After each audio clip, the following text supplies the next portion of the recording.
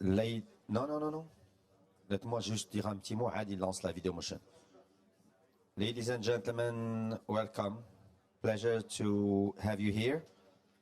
We're gonna be presenting today the results of a survey made by the UCESA, which is the union of all the councils, the economic, social, and environmental councils in Africa. I have started speaking in English because I think that's the most commonly spoken language, but of course, the presentation will be in French, so we'll move from French to English. Just before I start, I would like to thank our host, the IPCC, represented here with his Secretary General, Mr. Abdullah Muqsit, who is a member of the CESE, the Council of Morocco. So thank you, Mr. Abdullah, for hosting us. It's a pleasure to be here. Please, thanks to Chairman Lee for also his welcoming here. We have been working on this project with the partnership of the University UMCSP, University Mohammed VI Polytechnique, represented here by Si Abdelghani.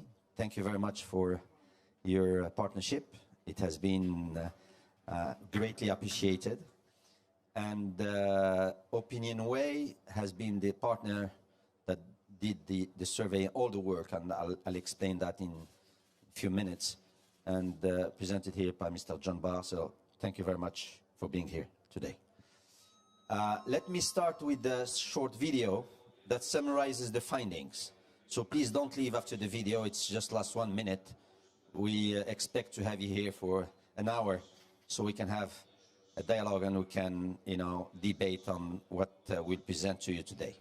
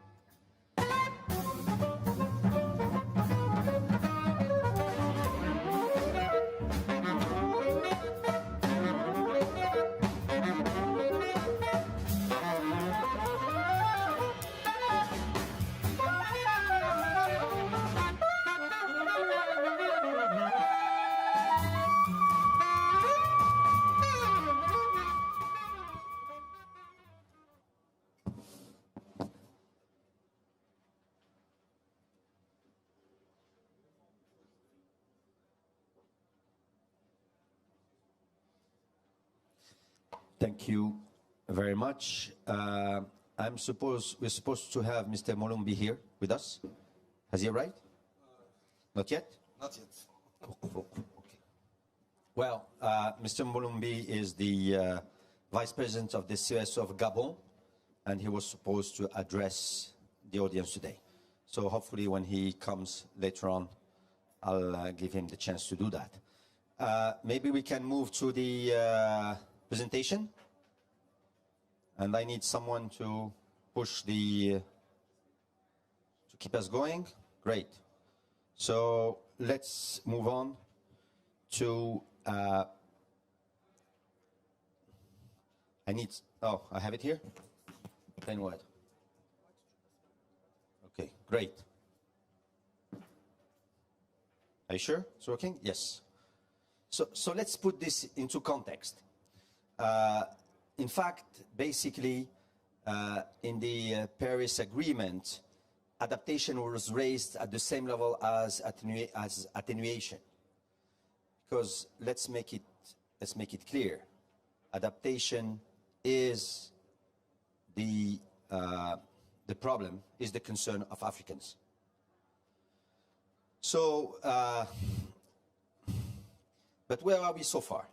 The problem is all the adaptation strategies have had a very little impact so far in Africa. And this is for different reasons. Well, the first reason is money. You remember this $100 billion euro or dollars that were promised. Now we're talking about 2023 to have that money available. But more than the money, it's really about the appropriation of those strategies by the Africans themselves. If you have strategies that are thought of outside Africa and you bring them for local implementation, then there is a huge chance that they will not be implemented. That's basically this is the start of our thinking. And so henceforth the interest of this initiative taken by UCESA. How can we arrive at the end by drawing some political public policies for adaptation that are thought of by Africans and implemented by Africans?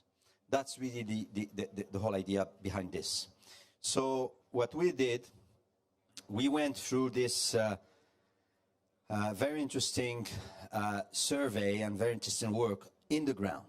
So basically, we started with a qualitative phase in 5 countries. The 5 countries were Burkina Faso, Ivory Coast, Cape Verde, Republic of Congo, and Senegal. In this qualitative phase, there were three main steps. The first step was 5 consultations with the citizens. These were digital consultations, and basically there were 500 participants. The second step was 40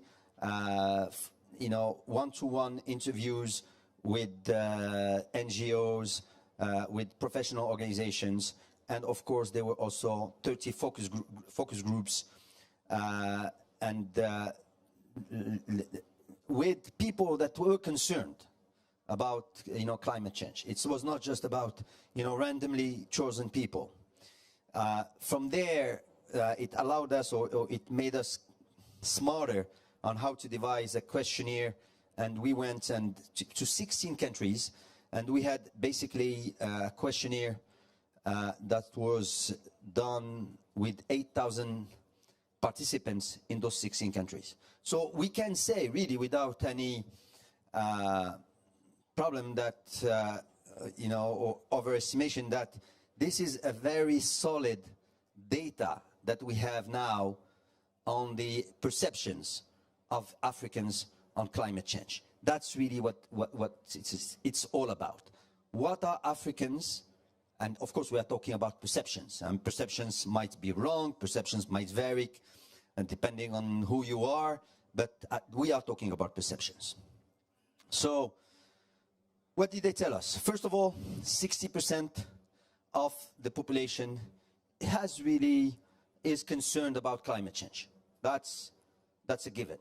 So you might say, well, only 60%? That was my first also reaction when I saw that. Well, maybe it's become because they are not well informed. And I'll come to that later on, and you see that information is not flowing really as it should be in those countries.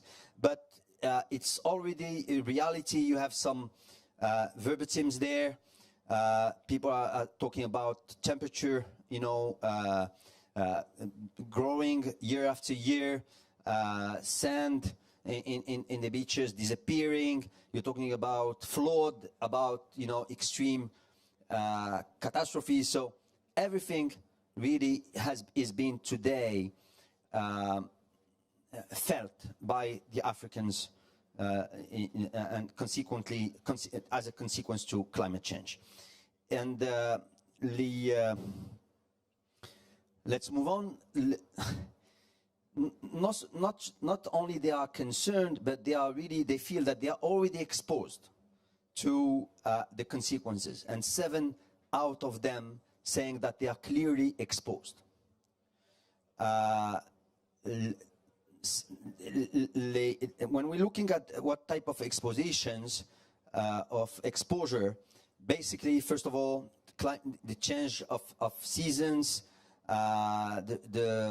les moussons, I mean, that are, it's not the rain seasons are being affected, temperature increase, of course, pandemics, epidemics. So all this is being really felt, and basically they see the consequences on 3 different domains. First of all, nature.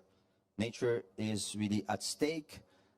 Economy that are is fragilized, and of course populations themselves that are being displaced. For example, in Diboué, that was something that, you know, came up through the qualitative discussions or the focus groups.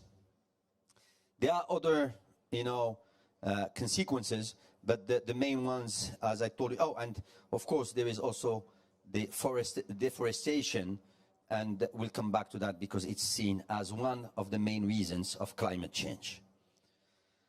When you move on and you say, is this just your country that is concerned, or is it more a region on a regional base, on a continent base? More than 60% understand that this is really affecting other countries in Africa. It's not just about their own countries. When you ask them about, and this is, I say that, but maybe not enough. We are combining quantitative data results with qualitative results drawn from the focus groups that we had. So sometimes you might even think that there is contradiction between, you know, 2 points, but this is not. It's just, again, about perceptions, and that we are capturing either through a questionnaire or through, you know, a focus group. So this climate change is really fueling some, I would say, existential discussions, or really discussion about sense, about what's happening in Africa. Some of them are saying, well, do I really want economic development if it's destroying my environment? Well, maybe we should ask them, what did the North people, you know, thought about this long time ago. But the second question they are asking is, are we maybe just being, is it, you know, like punition? How do you say punition? Punishment. Is it a punishment coming because we have not respected our values as Africans? The other thing is this climate change gonna change the way we live? Are we gonna have to abandon our villages, our way of life, our culture? So it's not just about just having, you know, being impacted directly by the climate change and the consequences of the climate change. It's really about the fueling these discussions that are really have to do with culture, way of life, sense of life, and so on and so forth. So then after that we said, why? I mean, there are there are people that are concerned, but not enough, but not concerned enough. Are people aware of really what's going on at the worldwide level, about the consequences at their own level? And it came to us, not surprisingly, that 54% of the people said that they were not informed at all. And 34%, they were more or less informed. Meaning that there is a lot of work to do by the governments and by the NGOs and by every stakeholder to inform the citizens about what's happening really and how the future looks like if there are not some urgent measures that are taken. When you dig into that 54% not informed people overall, and you look at it, across segments of the population, then you find out that 54% number jumps to 77% when you're talking about, agricultural labor, meaning that they are in rural areas, so information doesn't arrive there. It jumps up to 60% for the unemployed. It jumps up to 72% for the islands. Definitely there is a challenge here to inform those people, to give them information, and really to talk to them with some language they understand. I mean, not the IPCC reports. I'm saying that we have to take your very well-informed reports and well-thought of and highly scientific reports and translate them into, language that people can understand. You agree with me? Thanks. What are the causes? We talked about consequences. What are the causes that makes this climate change happening in Africa? The first thing they are saying, deforestation. That's really for them the first cause. The second cause, I was surprised also when I saw those numbers. Pollution and the CO2, emissions by the rich countries. I would have thought that, CO2 would come first. But again, think about it, if you are not informed enough and you're looking at your environment and you are seeing forests disappearing and you are seeing climate change, then you make the relation between deforestation and climate change first before you think about, pollution coming from, the north, So pollution is there also. Industrialization, I was surprised, honestly. I mean, if something that Africa needs is really industrialization. Of course, using all these new technologies to, help to have the least emissions, to preserve the environment, but industrialization is definitely something that is important. And of course, they're thinking also about the increase in population. Other things, but let's move on. We don't have a lot of time. So who is responsible for this, according to them? Well, first, they're saying the large economies. And here, again, it's qualitative and quantitative, results that we are presenting to you. And of course, they are saying also that Africa is partly responsible, has its own share of responsibility because of the culture they're using, because of deforestation, because of, urbanization that is not well controlled, because of the behavior of the people, and so on and so forth. So at least they are very aware of their own responsibilities and also of the others' countries' responsibilities. When you look at here, it's not a redundant slide. Remember, I told you about the principal causes of climate change. This is this piece on the left. Deforestation came first, pollution and the CO2 emissions came second.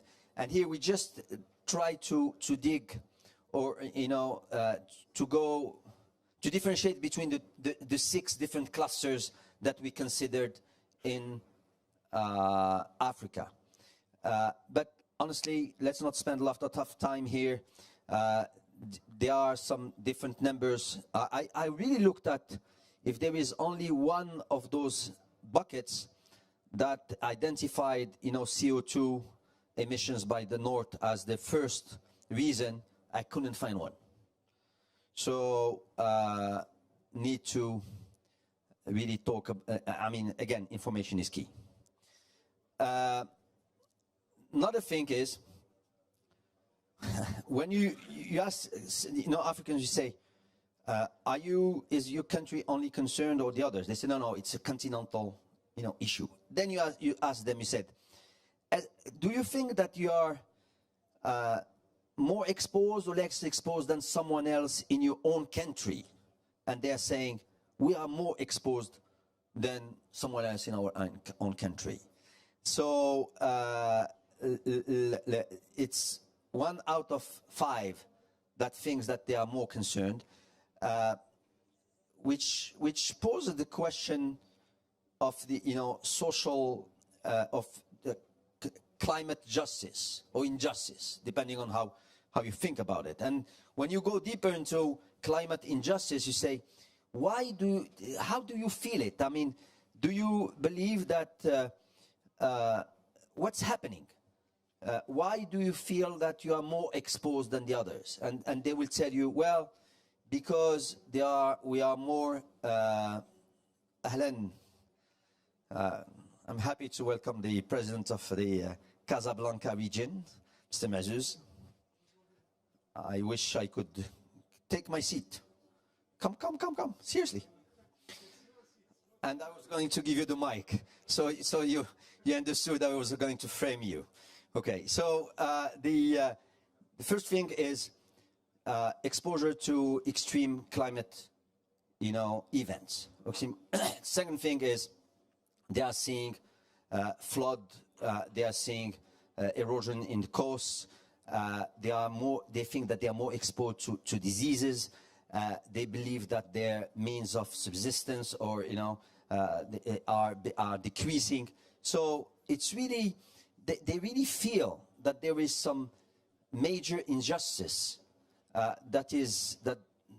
like exposition to climate change. I said flood, coastal erosion, diseases, and of course also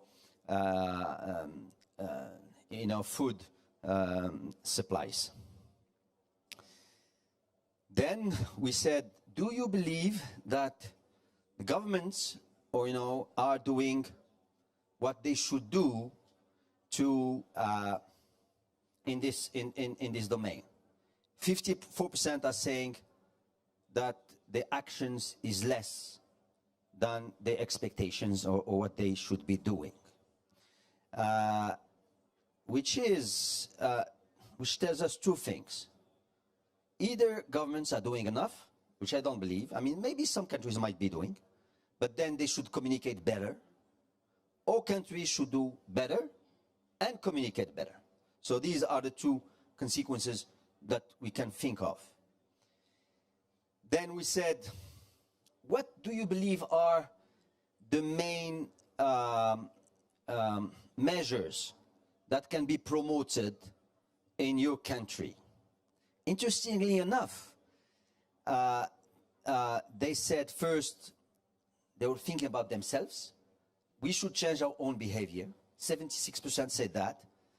The second thing is transport, public transportation. When you come to here and, in other developed cities, you see trams, you see buses, less cars. And we know that, for example, in Morocco, I mean, the most polluting sector is transportation because we don't have enough public transportation. So this is definitely something that should be done. And the third measure that they think that they like was to tax the enterprises that pollute the most. So basically, that's what they believe the measures should be.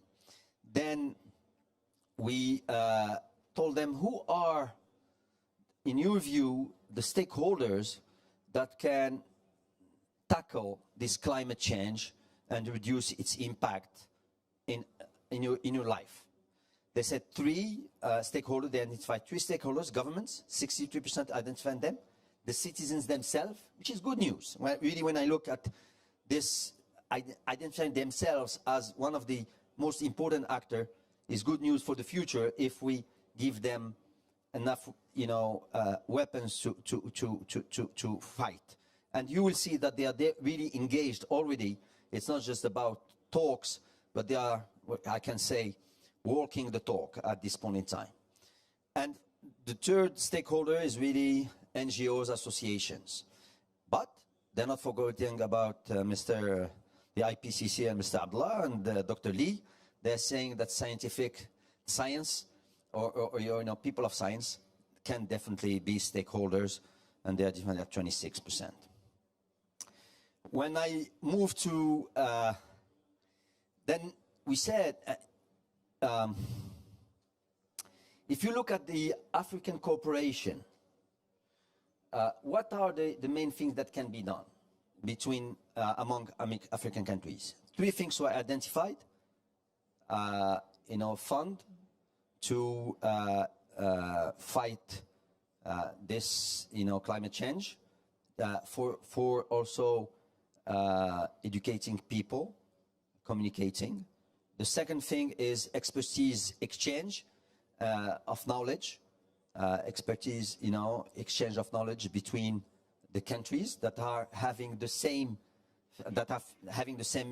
feeling the same impact. And basically, it's true, when we looked at local solutions, we found out that there were some very innovative solutions in the ground that can be taken to other countries. So this makes a lot of sense. And finally, research and development. So again, we are thinking about money, expertise, but also science. That's basically what they are telling us. Then we asked them, we said, are you ready to be involved? And they said, yes, we are ready to be involved. And in fact, what we found out is that there were some citizens, some NGOs that were already in the ground doing forestation, taking care of the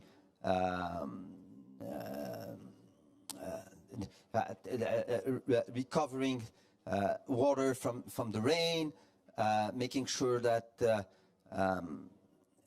sewage was being tackled correctly. So they are involved. And more than that, others said we are ready to get involved if we are being paid for it, which brings us to a very interesting topic. We in the council, we worked on it. We said, normally, why do we think about public services just being delivered by the government and by the administration? Public services can be externalized, can be delivered by NGOs.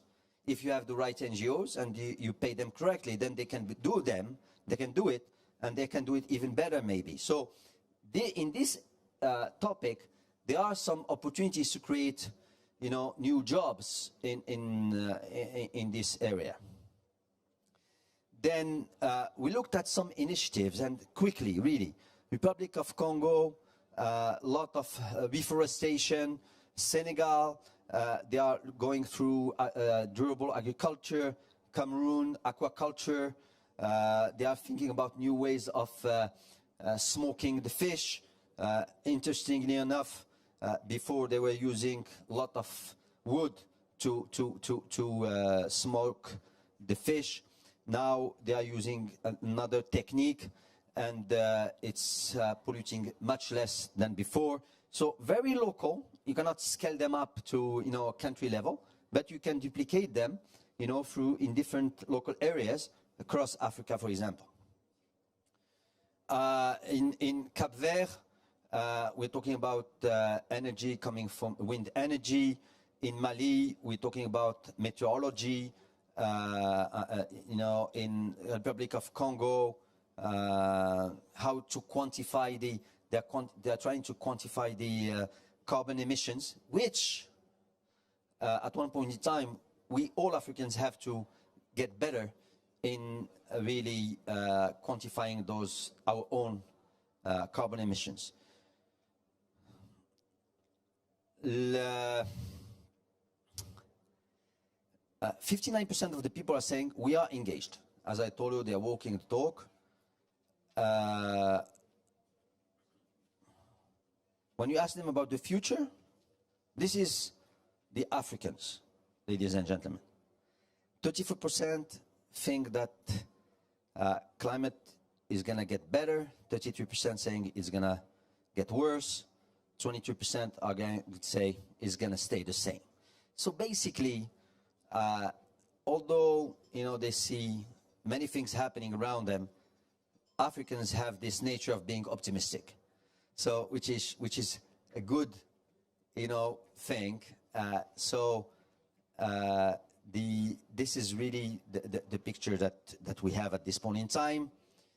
So, what conclusion of this? First of all, we have identified some loopholes or some weaknesses in the ground. For example, first one, people are less informed or they are not informed. Public actions are not communicated well. Well, that can be solved just by having, more information flowing to the people and really educating them on the climate change. The second thing that they feel this huge, strong sentiment or feeling of injustice, climate injustice, and of course here all the adaptation programs have to be well tuned to local, needs. Third, they think that they want a coordinated actions by the African government, and here we are saying that we have so many, institutions today. The African Union, we have the regional organizations that can really play this role, and with the help of different institutions, UCESA is definitely ready to help. And the other thing is, they are saying that we are ready to be engaged. So having programs that will benefit from this positioning or this position can have a great impact in the ground. Last slide. Where do we go from here? What's happening after Glasgow? Well, there's definitely, we think that today we have strong data, as I explained to you, that describes the perceptions of Africans. So first, we believe that the councils of the 24 countries that are members of UCESA have to play a role, pleading the cause of climate change with governments, with international organizations, with money, providers. So that's the first, with the medias. The second thing, which I believe is a very interesting idea, really, this is, if we create, today we have worked, for example, if I take the example of Morocco and I said, we can duplicate those things. If we create the same model that you have in Morocco, what is this model? We have the council and you have Université Mohammed VI, UMC-SPE. And we use all the data, all the reports of the GIEC. And we made them more understood, more understandable by the local people, by working with the university, and then understanding also what's happening more in the ground, taking this to government, to Moroccan government, then I believe that they will have, really some good recommendations to draw public policies for adaptation. Suppose we do this in all those countries in Africa, with also some coordination at the UCESA level, and also, a network between the universities. Then we have, an ecosystem that really can be very efficient to help governments draw those public policies to fight adaptation or to help for adaptation at the local levels. That's really the hope. That's the objective. Of course, we have to convince GIEC or IPCC to work with us on this regional, adaptation of their own reports. Yeah, adaptation is. This is a discussion we'll have with them this afternoon. But from there, then we can move on. Thank you very much for your attention. And if you allow me, Mr. Mulumbi has joined us. Would you care for saying a few words? He's the Vice President of the CES of Gabon, and he represents also, he's the President of the association of a lot of NGOs all over West Africa, if I remember correctly. And then after his, his speech, then we'll open it to questions and answers if you have some questions, answers, or precisions to ask.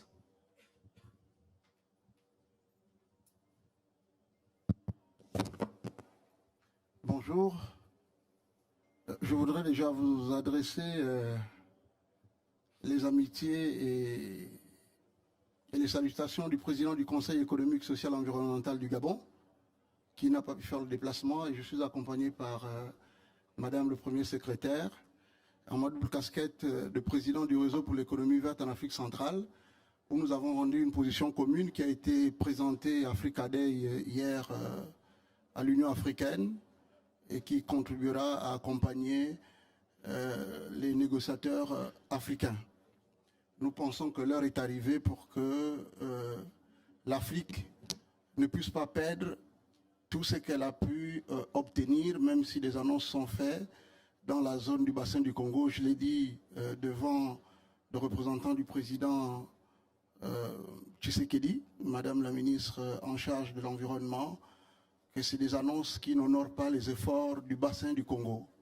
Quand devant le Brésil ou encore l'Afrique du Sud, qui obtient 100 fois plus, je pense que nous devons nous interroger et je retiens clairement, d'abord je voudrais appuyer la qualité des travaux de recherche qui ont été menés dans le cadre de l'UCESA, donc du Conseil économique de l'UCESA. C'est très bien, nous nous retrouvons parfaitement. J'avais aperçu dans la salle le représentant de la Banque africaine de développement. Je ne le vois plus, il était là. Monsieur le Président, je voulais simplement vous dire que nous devions avoir une audience avec le président de la BAD qui a eu un conflit d'agenda. J'ai reçu un email hier. Ces équipes devront nous recevoir et je pense qu'il est important que la communication que vous venez de rendre publique soit présentée au président de la BAD et son directoire. Parce qu'il est plus que urgent que nous ayons, comme vous l'avez si bien identifié, des actions conjointes avec un programme au niveau donc des régions sur l'adaptation. C'est le grand problème. C'est vrai, il y a des pays aujourd'hui qui font des efforts. Nous allons aujourd'hui sur la problématique du prix carbone ou la problématique de la protection des forêts, ajouter à cela la conservation. Nous prenons un exemple simple. Il faudrait combien de mètres carrés pour réaliser des plantations en termes de séquestration de carbone? Pour 1 tonne de carbone, il nous faut, j'allais dire, priver les populations de combien de temps en termes agricoles? Et si vous plantez du manioc, si vous plantez des arbres fruitiers, est-ce que vous ne gagnerez pas plus de 5 $ à la tonne? C'est les questions que nous nous posons. Nous avons lancé une coalition, nous allons rencontrer le secrétaire général des Nations Unies parce que nous estimons que les 5 et 10 $ que propose la Banque mondiale est une injustice climatique. Ça rejoint ce que le jeune Congolais a dit tout à l'heure. Nous considérons que les 15 $ que propose actuellement l'initiative CAFI, c'est une injustice climatique. En Afrique, il y a des pays en développement et en voie de développement. Vous voyez des beaux jardins à Glasgow. Vous voyez des espaces déforestés à Glasgow. Y a-t-il pas eu de forêt il y a 10 ans, il y a 15 ans, il y a 20 ans? C'est une question de planification. Nous avons besoin que les chercheurs, nous avons besoin que nous mettions de l'argent auprès des centres de recherche. Une des faiblesses des États africains, c'est que nous ne finançons pas suffisamment la recherche scientifique. Il est temps que la recherche scientifique soit financée. C'est avec la donnée qu'on réussit à avoir des débats et on réussit à renverser les tendances. Une autre problématique qui n'est pas prise en compte simplement dans cette étude, certainement vous n'avez peut-être pas fait attention, c'est la problématique du conflit homme-faune dans le bassin du Congo. Qui dit aujourd'hui conflit homme-faune dit braconnage. Et qui dit braconnage dit exploitation des armes. Aucun pays africain ne fabrique des armes. Des pays comme le Gabon est obligé de combattre un autre ennemi invisible qui peut être Boko Haram. Des pays comme le Cameroun, etc. Et aujourd'hui, la conservation liée à la demande internationale fait que nos populations subissent actuellement. Donc l'agriculture rurale qui est identifiée ne peut pas être au rendez-vous. Donc il est important que les scientifiques nous aident à trouver des solutions et il est important que la communauté internationale mette des fonds là-dessus. Et nous avons commencé à discuter hier avec l'ABAD. Je vous passerai donc, Dorsena est là. Il est important que nous ayons, mais pour l'adaptation, ces grands programmes régionaux avec une identification, une composante société civile, une composante recherche et une composante gouvernement, mais essayer d'amener les CER, donc les communautés économiques régionales, dans ce champ qui est développé aujourd'hui par l'UCESA. Merci. Merci beaucoup, M. Lambi. Je vais donner la parole à Jean Barre, juste 2 minutes pour qu'il lui aussi donne son avis sur ce qui a été fait dans cette étude. Thank you. First, I would like to thank UCESA and you, Mr. President Chami,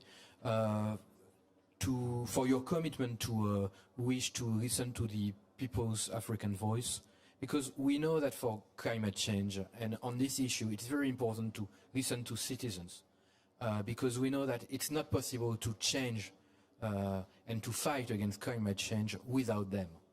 And so it's very important to have this kind of data and to be able to understand how Africans are perceiving this issue, this fight, and how they are able to engage in this very important fight. I maybe would like to stress 4 points only. First is... En français? Bon. Ok, bon, en français alors.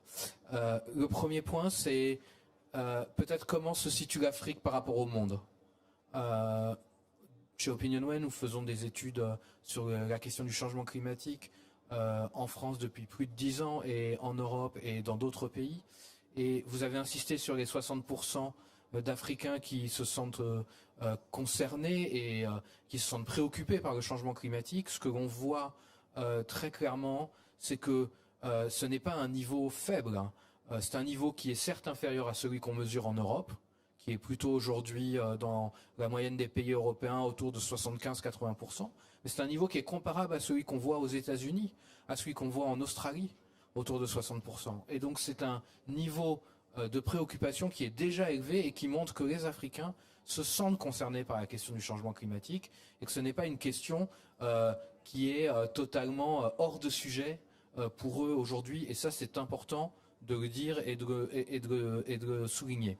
Le deuxième point, c'est que, évidemment, nous avons travaillé dans 16 pays. L'Afrique, ça n'est pas un pays, c'est une zone géographique diverse, ce sont des pays très différents, et vous l'avez dit dans l'enquête, nous avons la possibilité de regarder en fonction des différents types de pays la perception du changement climatique, les préoccupations, les enjeux, et on voit bien qu'il y a des zones spécifiques en Afrique qui sont particulièrement préoccupées, davantage préoccupées que la moyenne.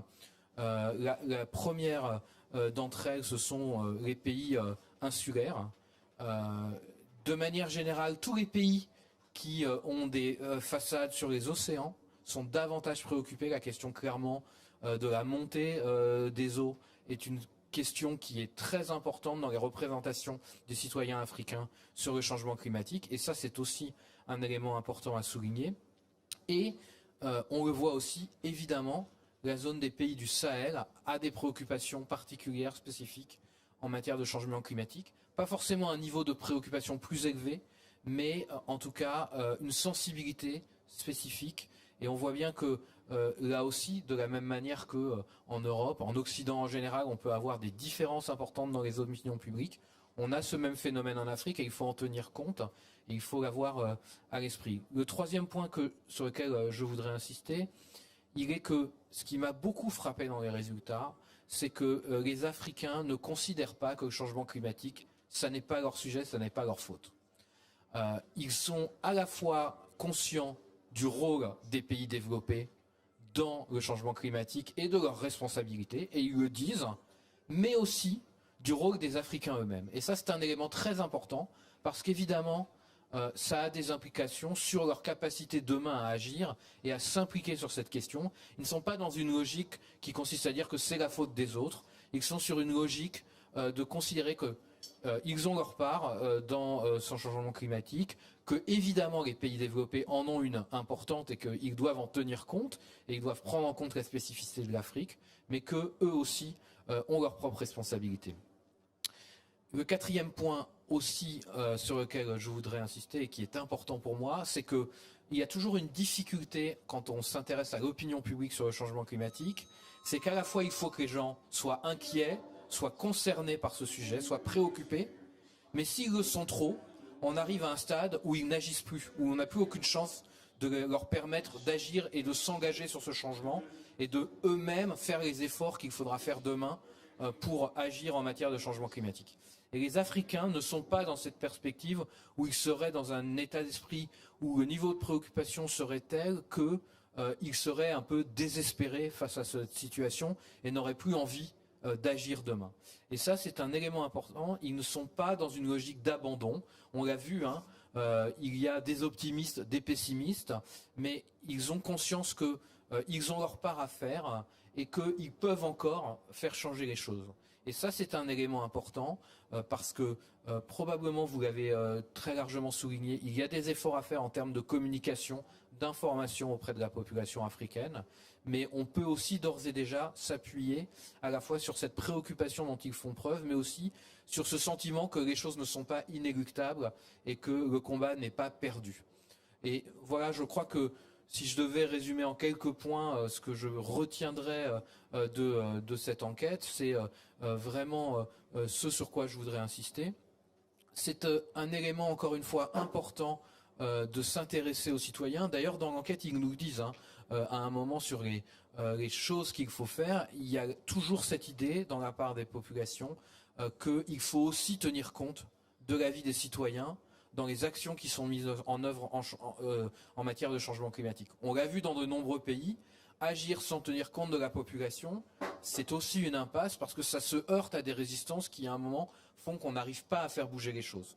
Et donc c'est important qu'en Afrique, comme ailleurs, effectivement, on ait des organismes comme le vôtre qui s'intéressent à la voix des citoyens et qui, justement, les associent à toutes les actions qu'il faudra mettre en œuvre demain dans ce changement. Je vous remercie. Merci beaucoup. La parole est à la salle. Mesdames et messieurs, si quelqu'un veut... Est-ce que quelqu'un peut s'occuper du micro Ah, tu es gentil. J'ai une dame tout au fond qui a demandé la parole.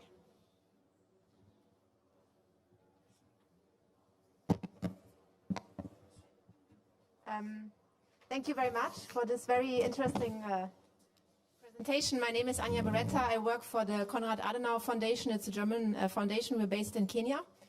I want to make two observations. I was actually very impressed by the knowledge on climate change impacts and causes that you presented here.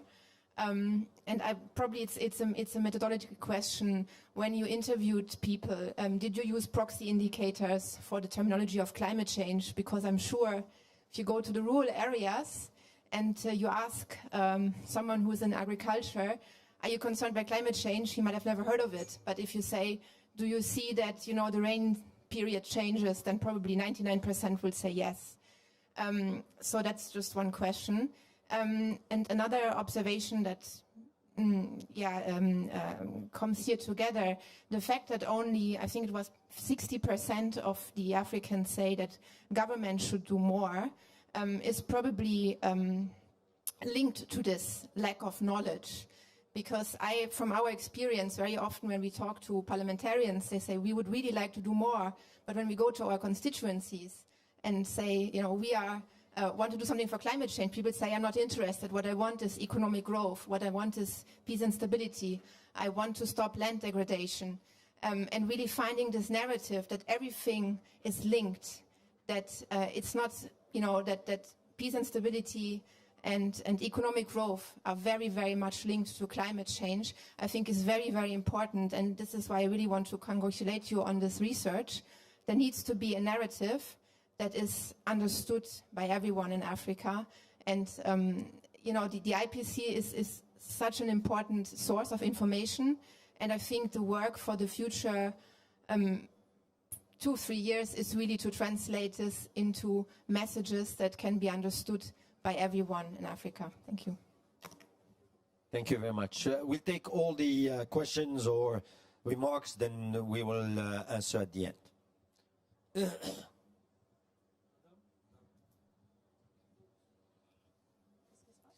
Please just introduce yourself so we know exactly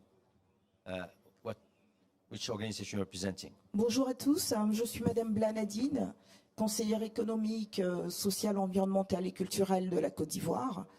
Je représente ici notre institution, nous sommes une délégation, je suis avec moi un autre membre du Conseil économique qui est également le directeur général de l'environnement au ministère de l'environnement, n'est-ce pas? Alors, ma question, avant de poser la question, c'était de vous remercier pour la restitution de ces travaux dont la Côte d'Ivoire a pris part. Vous remercier parce que la question de perception du changement climatique peut paraître abstrait dans nos pays africains. La question de cause à effet entre nos habitudes, nos activités et ainsi de suite, ne sont pas toujours perceptibles. Alors ma question c'est de savoir s'il y a un plan d'action qui est déjà mené de sorte à vulgariser davantage les travaux du GIEC, notamment dans nos différentes régions. Parce que ce qui est scientifique n'est pas forcément perceptible dans nos populations. Je vous remercie.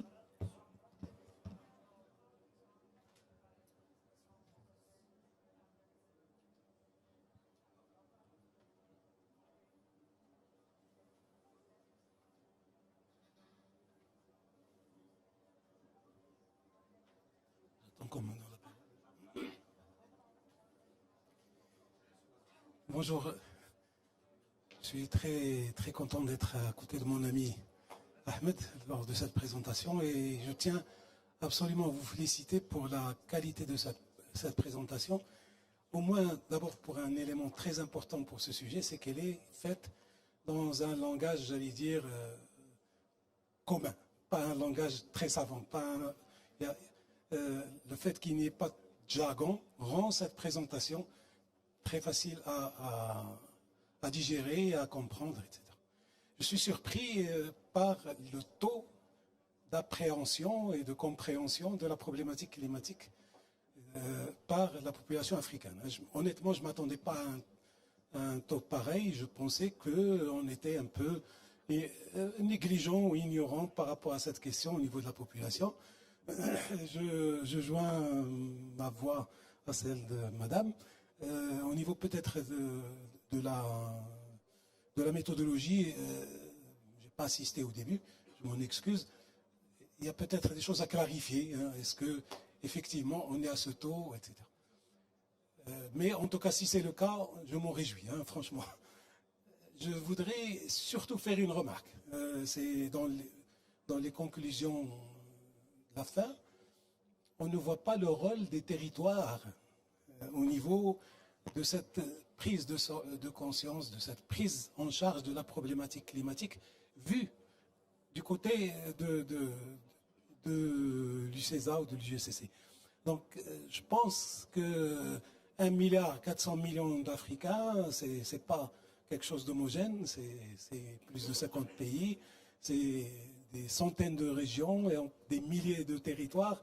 Et donc, il y a peut-être un travail à faire au niveau des intermédiaires, que sont un peu les élus au moins, pour clarifier ou apporter plus de précision à cette question. Voilà, merci.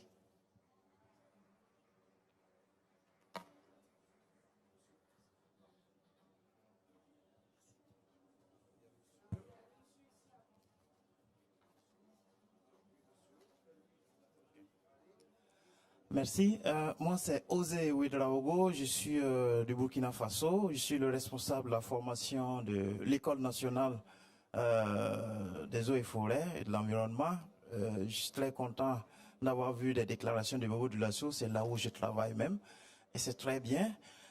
Moi, ma question, c'est beaucoup plus voir parce que votre conclusion, la recommandation sur la synergie d'action est très, très intéressante pour l'ensemble des pays où vous avez mené les enquêtes.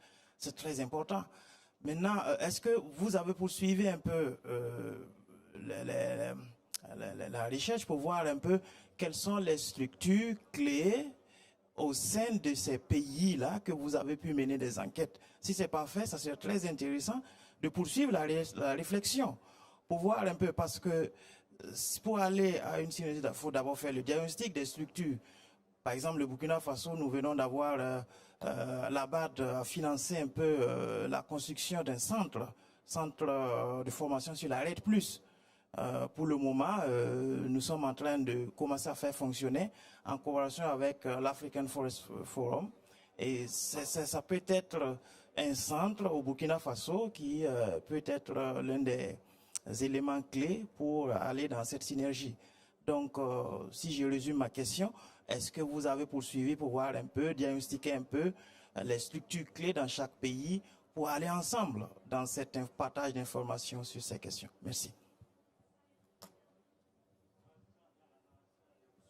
Bonjour, je m'appelle Anaïs Terrien, je n'ai pas de questions. Merci beaucoup pour cette présentation qui était vraiment très intéressante. Je me permets d'intervenir parce que dans les différents retours et même dans votre présentation, on parle beaucoup de sensibilisation, de vulgarisation du rapport du GIEC.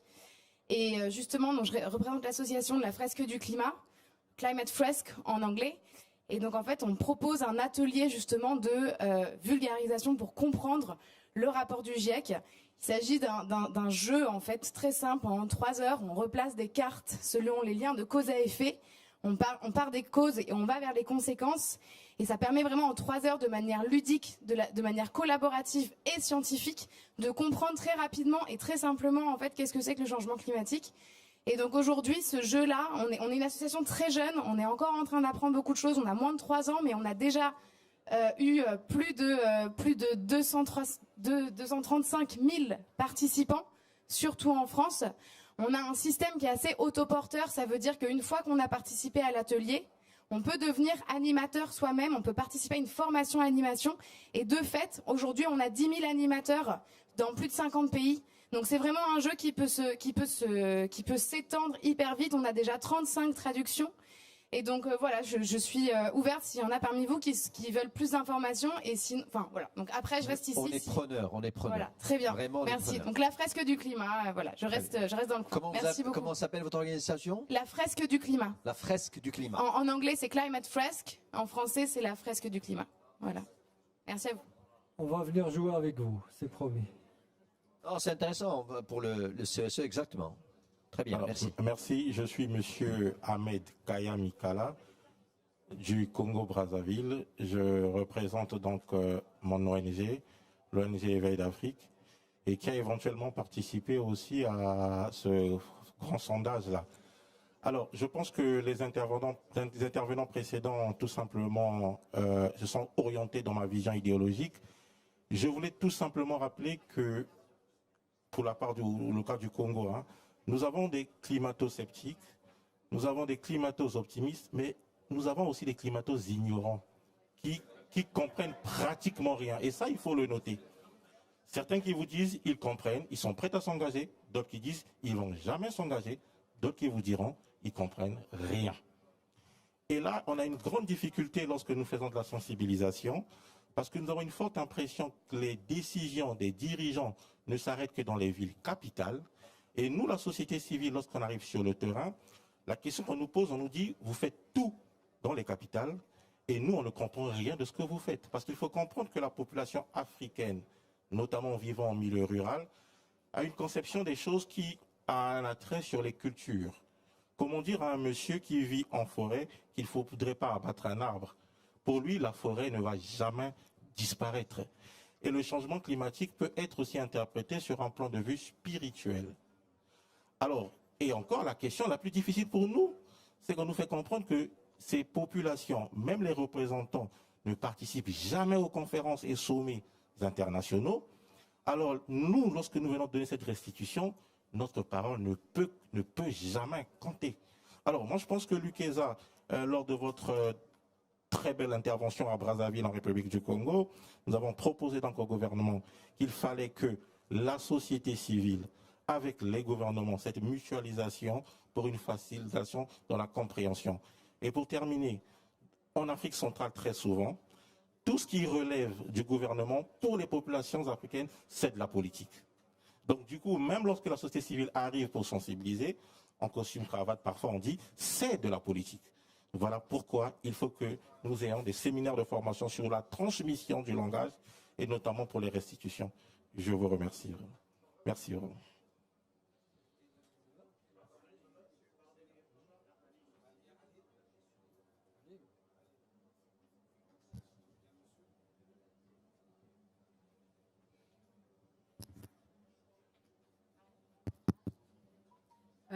Merci beaucoup. Donc, je suis Aline Minko-Mietois, premier secrétaire du Conseil économique et social du Gabon. Nous sommes membres de l'UCESA. Et dans un premier temps, je voudrais vraiment remercier le président du Conseil du Maroc, qui en même temps est président de l'UCESA.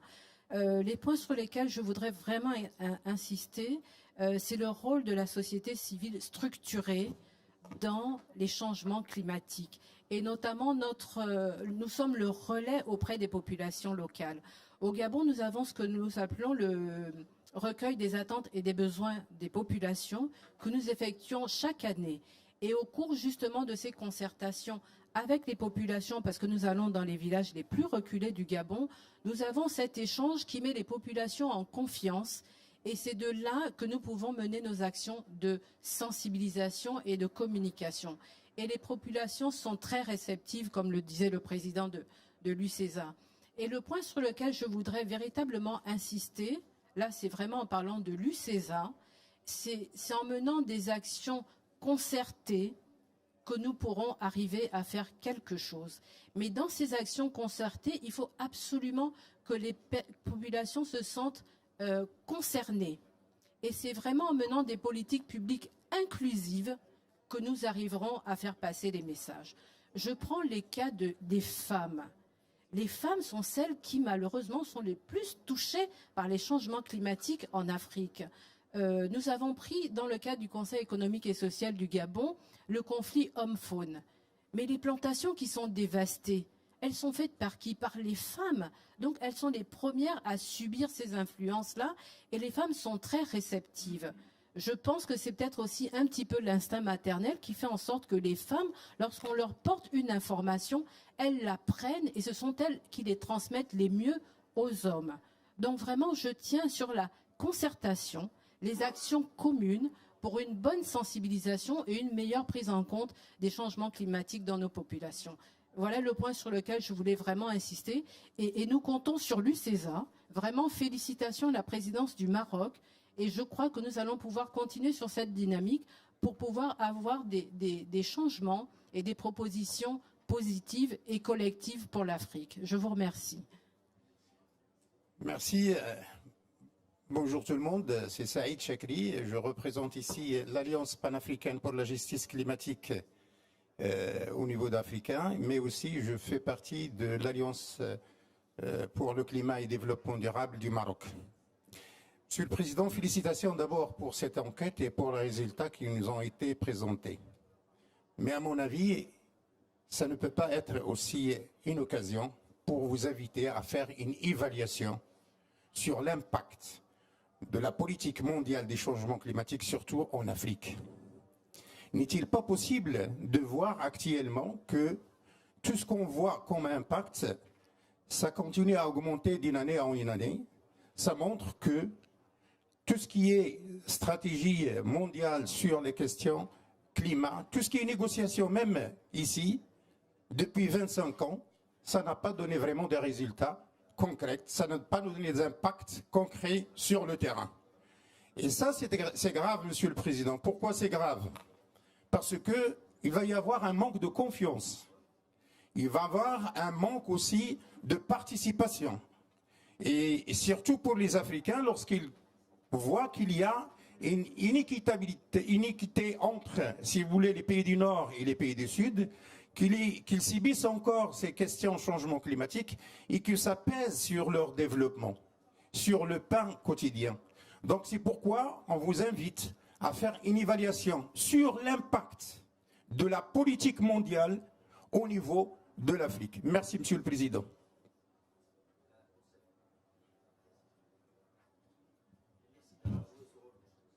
Ok, merci beaucoup.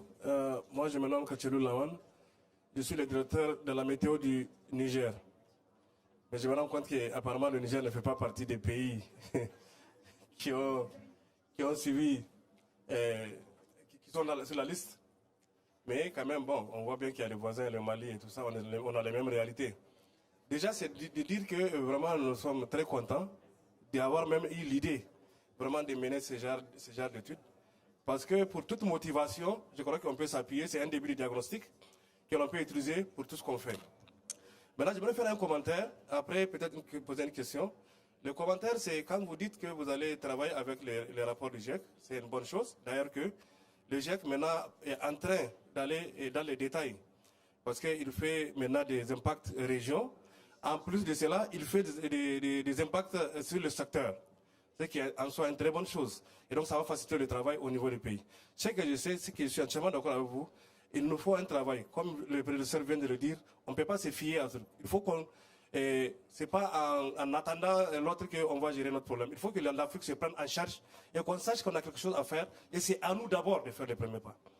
Quand vous dites que vous travaillez avec l'université pour faire, n'est-ce pas, pour appliquer les rapports du GIEC, je ne sais pas si c'est sous-entendu, mais vous avez un formidable service météorologique qui est reconnu de tous. Je ne sais pas si vous travaillez le service météorologique marocain, qui est une fleur en réalité même pour l'Afrique. Je crois qu'il va falloir travailler ensemble. Parce que qu'est-ce qu'il y a aujourd'hui dans nos pays? On ne peut pas se fier à des généralités pour mener, par exemple, des projets d'adaptation. Il faut que ça soit du cas par cas. Même quand vous prenez un pays, mais le climat, il est tellement variable, que ce soit sur l'espace ou dans le temps. On ne peut pas utiliser quelque chose qu'on a trouvé à un point A, dire non, je le prends et je le mets en un point B. Et donc c'est en cela que vous devrez vraiment travailler avec le service météorologique pour véritablement quantifier d'abord les risques, parce que les risques, il faut les connaître. Dans tous les secteurs, il faut les quantifier. Et leur localisation, ça se trouve où? Donc je crois que c'est des choses qu'il faut vraiment intérioriser à ce niveau. Mais là, je suis que c'est un très bon départ et que je crois qu'on devrait quand même faire ce genre d'application des choses. La deuxième chose que j'avais voulu proposer, prochainement quand vous allez faire peut-être une mise à jour, c'est les aspects traditionnels de la perception du changement climatique. Et chez nous, par exemple, quand on travaille aujourd'hui, en tant que météo, quand on a difficulté à s'exprimer avec les termes que nous avons. C'est vrai qu'on arrive à adapter quand même avec le langage local, mais ils ont leur propre perception. Souvent, c'est des perceptions scientifiques, mais qui n'arrivent pas à expliquer eux-mêmes. Donc c'est bon que vous intéressez et que vous voyez les aspects de compréhension traditionnelle de ces populations-là, qui savent également ce qu'elles font, même si elles ne comprennent pas, c'est à travers certains repères qui se situent, mais quand vous les prenez, vous allez mieux aider la population scientifique à comprendre et à faire véhiculer les informations. L'autre chose que je vais dire, c'est la question que je vais poser, c'est dans les pourcentages. Là. Je ne me retrouve pas dans certains de vos pourcentages. Par exemple, quand vous dites, quand on a posé la question, quels sont les trois qui doivent prendre en charge la question du changement climatique, par exemple le gouvernement et autres. Et normalement, c'est sur du 100% qu'on devrait faire ça. Quand il y a 63% déjà pour le gouvernement, c'est le reste qu'on doit distribuer pour les autres. Voilà. Non, c'est une question que je pose justement. Vous allez expliquer ça après. Donc, moi-même, j'ai de difficulté à comprendre. Mais j'ai vu que pour certains, les 100% sont bien répartis. Et donc, je comprenais bien. Merci bien.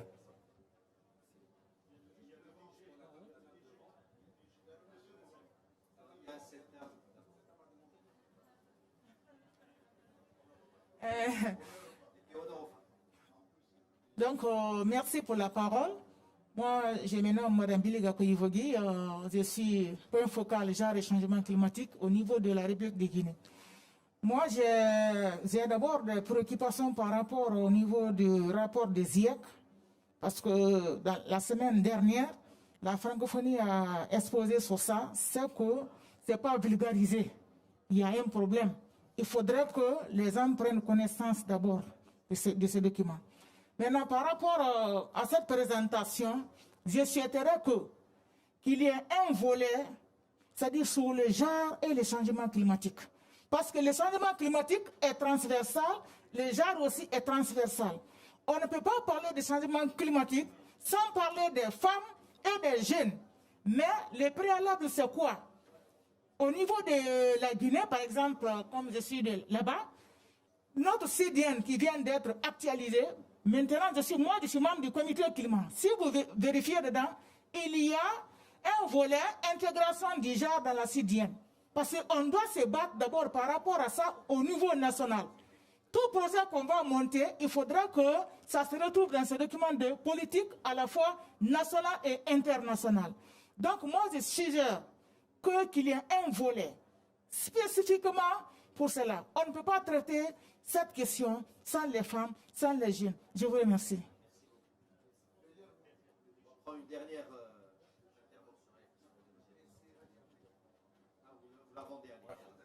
Alors, je vous remercie pour me donner la parole. Moi, je suis directeur général des forêts du Gabon. Et le Gabon, donc, c'est 88% des forêts. Tout se passe dans la forêt. C'est donc un ensemble de communautés que nous avons dans la forêt, qui vivent de la forêt et qui donc perçoivent systématiquement les changements climatiques parce que ces changements sont systématiquement impactés dans la forêt. Nous avons deux aspects sur les changements climatiques. Nous faisons beaucoup de foresterie.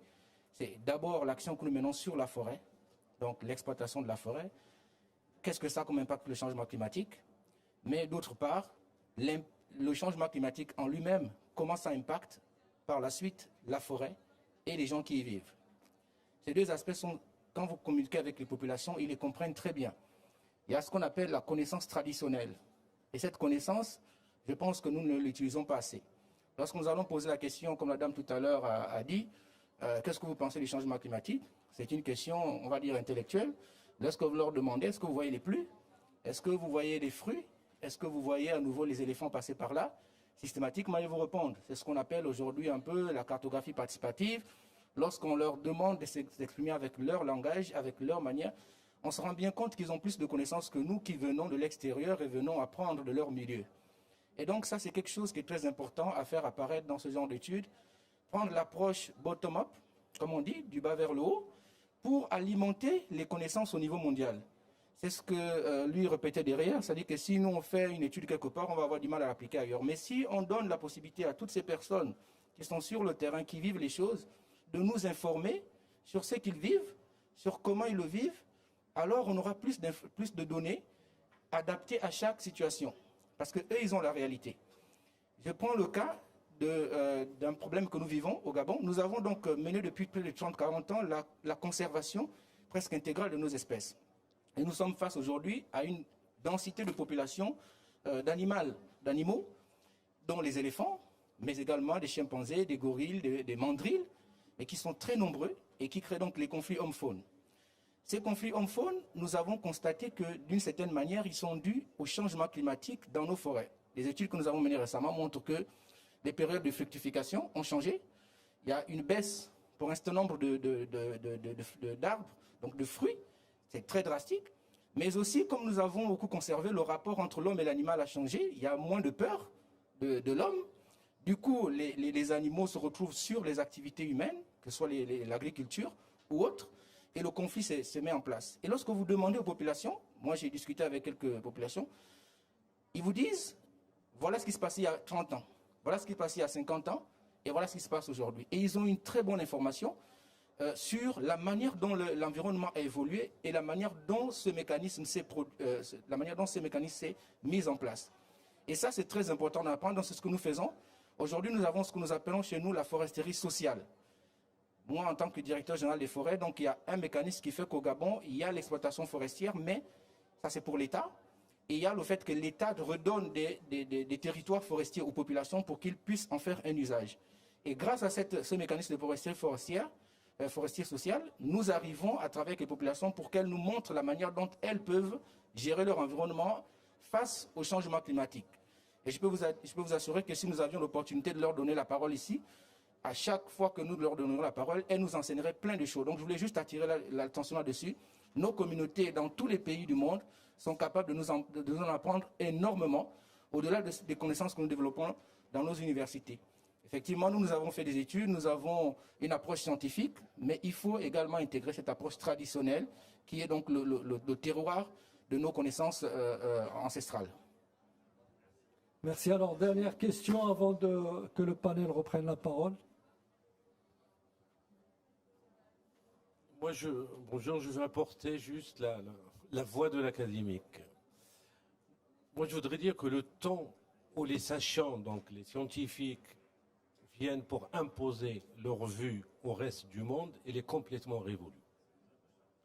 Nous sommes en train de vivre tout un panel de la recherche scientifique qui s'appelle les sciences de la durabilité. Les sciences de la durabilité, au fait, elles consistent en quoi? À faire la corbeille de mariée, à se mettre autour d'une table, chacun apporte ce qu'il sait. Et là, je rejoins le collègue qui a parlé des savoirs ancestraux. On a beaucoup de choses à apprendre de ces savoirs ancestraux parce qu'ils ont la mémoire de l'écosystème.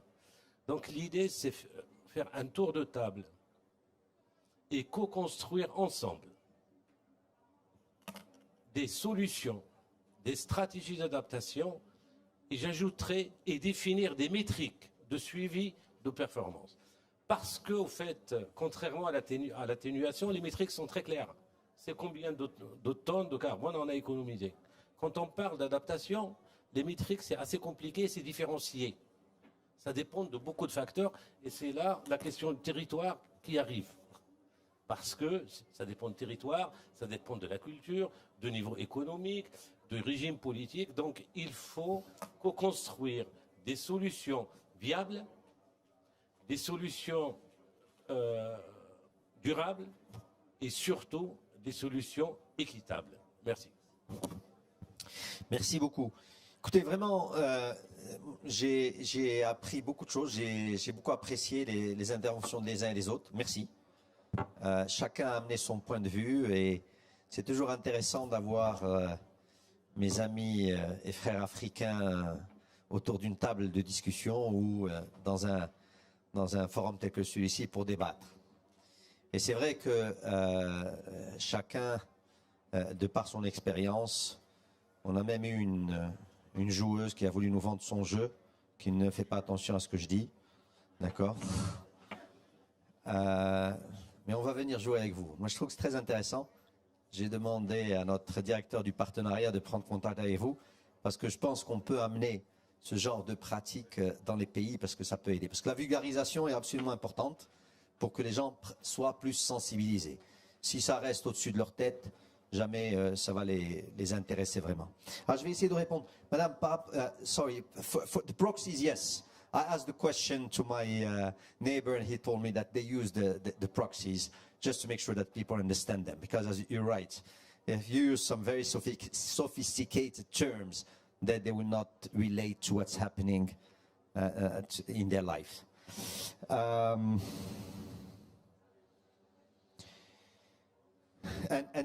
what I am taking out from your intervention is that we need to build a narrative that can be understood by all Africans. That's Matthias, c'est Hashim, c'est pour toi. Narrative. I think that this is key learning from today. We need to build a narrative that can be taken to all countries, you know, to make sure that people understand what we're trying to achieve here. Vous passerez, ils sont partis où, mes amis de Côte d'Ivoire? Ils viennent de quitter. J'allais leur dire de passer le bonjour à mon ami Eugène.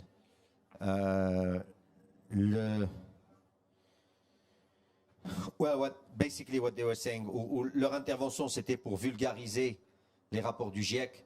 Et de toute façon, cette idée de vulgarisation peut se faire, et c'est pour ça que je reviendrai à la fin, à travers l'université, et je crois qu'on en a parlé. Mais je reviendrai là-dessus, parce que ce sera ma conclusion. Mon ami, Monsieur le Président, voilà quelle était la méthodologie. Donc vraiment, très scientifique, très, je dirais, solide comme approche, qualitative, quantitative. On s'est assuré que les échantillons étaient représentatifs des différentes populations dans les différents pays. Et je pense que voilà, je pense pas qu'il y ait un travail similaire qui a été fait. Voilà. Donc je pense qu'il y a peu de, je pense qu'il n'y a pas d'études similaires qui a été faite à ce niveau régional. Donc tant mieux. Et puis nous, ces données ne sont pas, ont été commandées par l'UCESA, mais elles sont à disposition des régions, si ça t'intéresse, des gouvernements, etc. Le rôle des territoires. Tu as raison. D'ailleurs, nous, au niveau du Conseil, j'ai Cédé qui est le spécialiste territoire. Nous, au niveau du Conseil, on voit toujours une déclinaison régionale sur tous nos rapports. Sur cela, il peut y avoir deux interventions du territoire. Une intervention en amont, donc dans la collecte d'informations. Donc, si tu veux, on peut passer, ce sera un de nos partenaires, peut être la région ou la collectivité locale, d'accord, pour remonter l'information, mais surtout aussi au niveau de la réflexion sur la politique publique et l'implémentation de la politique publique et le suivi de la politique publique. Parce que vous savez que dans la Constitution, nous avons des organes que la région doit créer qui permettent aux citoyens de suivre, je dirais, l'implémentation de politiques publiques. Et donc, je pense que tout cela peut se décliner au niveau des territoires et ça doit se décliner au niveau des territoires.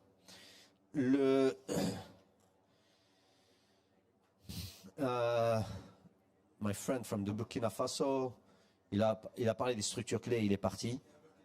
Ouais, bon, de toute façon, oui. Les structures clés, on ne les a pas identifiées, parce que la question était intéressante. On n'a pas identifié toutes les structures clés pour le moment, mais quand on passera à la phase 2, les CES de chaque pays travailleront avec les structures clés qu'ils identifieront, qu'ils décideront que c'est les bonnes structures clés.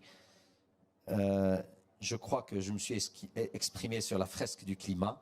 Donc oui, nous sommes preneurs. Mon ami du Congo-Brazzaville, il est où? Oui, voilà. J'ai beaucoup aimé les climato-ignorants. L'interprétation spirituelle, c'est vrai.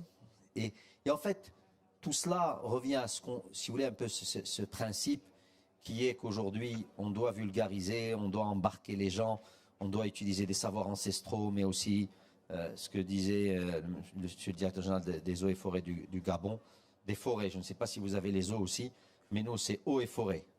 Donc, c'est séparé chez vous. D'accord. Et donc, tout cela, oui, on est absolument d'accord. Je ne peux qu'être d'accord, Aline, avec la concertation et inclusivité.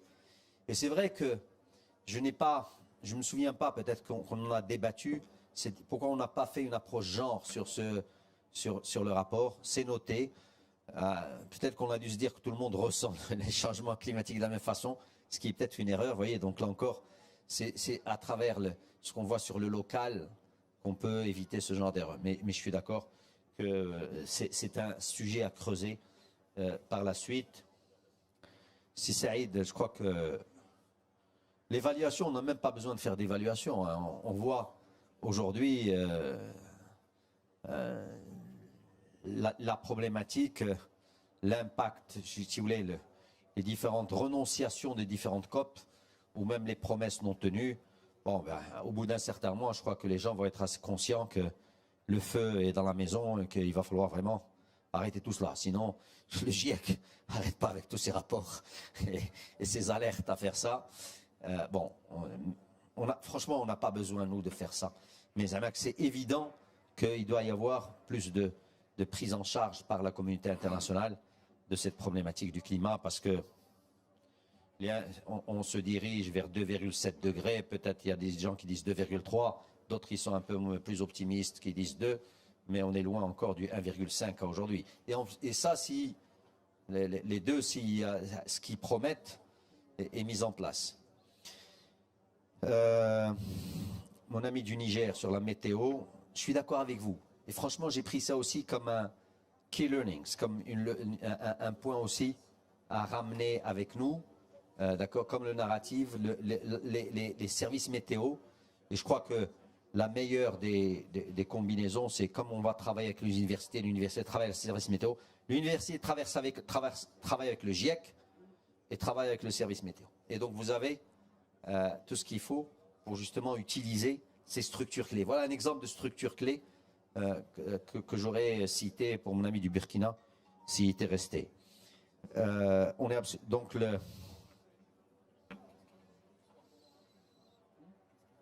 le pourcentage, parfois on n'arrive pas à 100% parce qu'on leur donne un choix multiple.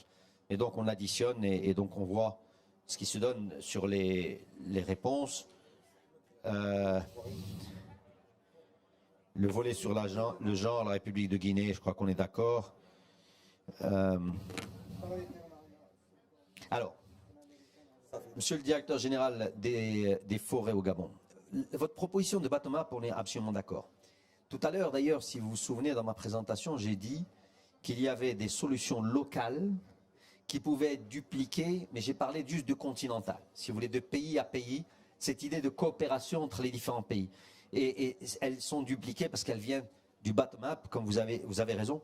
Les communautés savent exactement, ont un souvenir, savent exactement quelles solutions appliquer, mieux que nous on dit les bureaucrates de Rabat ou chez vous de Libreville ou je ne sais où dans différents pays. Donc je pense qu'effectivement, on est absolument d'accord. Ce qui me fait arriver à la conclusion, en fait, Samlani a parlé de métriques tout à l'heure. Effectivement, il faut des métriques pour suivre. Mais ce qu'on est en train de, si je peux résumer, tout ce qu'on est en train de dire, nous, par la voix de l'UCESA, c'est qu'aujourd'hui, les changements climatiques sont une réalité partout, mais en Afrique, où les gens sont très impactés, peut-être beaucoup plus que dans d'autres régions du monde, ce qu'il faut, c'est des politiques d'adaptation, que ces politiques d'adaptation ne doivent pas venir de l'extérieur, mais doivent être réfléchies localement. Et pour pouvoir le faire, il faut allier deux savoirs, des savoirs locaux, ancestraux, traditionnels, on peut les appeler de l'intelligence, si vous voulez, terrain, et des savoirs scientifiques, et c'est le GIEC qu'on prend comme source, et avec une translation locale à travers les universités, et les autres services météo par exemple, ou autres. Voilà un peu, si vous voulez, pour résumer, ce que nous, on se propose de faire, ce qu'on a commencé à faire en tant qu'UCESA, et ce qu'on se propose de continuer. Vous voulez la parole? Je vous en prie.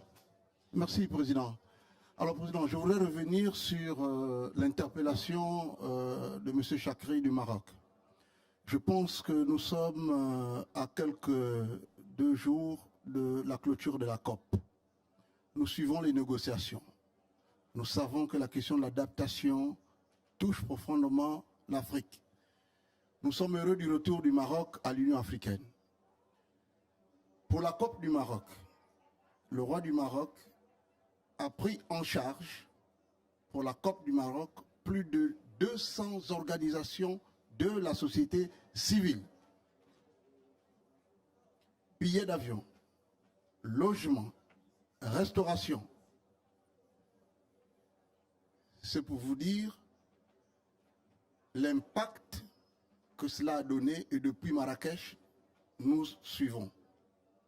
Il est important que l'UCESA amène le roi du Maroc dans un leadership au niveau de l'Union africaine.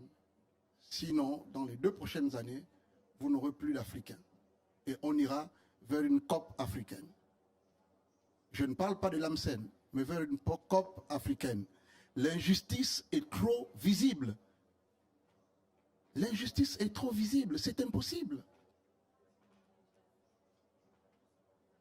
Et donc nous avons demandé de rencontrer le président de l'Union africaine. Le message est en train de passer. Nous souhaitons que le roi du Maroc s'implique davantage sur la question climatique avec le président de l'Union africaine. Et l'UCESA a la responsabilité de faire passer ce message. Le message sera transmis. Pour évaluer les efforts, nous sommes dans un événement d'annonce, des faits d'annonce. Nous passons de 100 milliards avec une exécution à 0 francs. L'argent du Fonds mondial climat, c'est l'argent que vous obtenez après la mort chez Dieu. La Banque africaine de développement, qui finance les projets régionaux, a du mal à décaisser les contreparties au Fonds mondial climat sur souvent des éléments de traduction qui ne tiennent sur rien du tout. Et donc nous avons besoin que nos chefs d'État se mettent autour de cette cause et l'Union africaine est le premier Merci responsable. beaucoup. Merci beaucoup. On doit finir parce qu'on doit libérer la salle. Encore une fois, merci beaucoup à tous et à toutes et à tous pour votre participation.